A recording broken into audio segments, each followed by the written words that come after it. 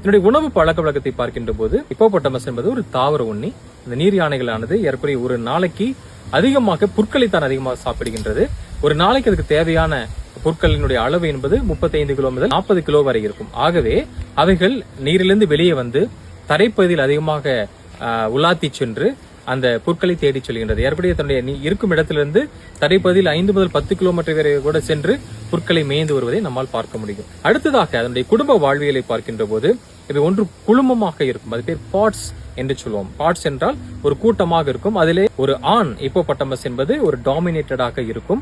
அதற்கு கீழாக பல பெண் நீர் யானைகளும் அதற்கு கீழாக பல குட்டிகளும் இருப்பதை நம்மால் பார்க்க முடிகின்றது. அந்த பெண் நீர் யானையினுடைய கர்ப்பகாலங்கள் என்பது 8 மாதம். 8 மாதம் கழித்து ஒரு குட்டி நீர் யானையானது அதுக்காக பிறக்கின்றது.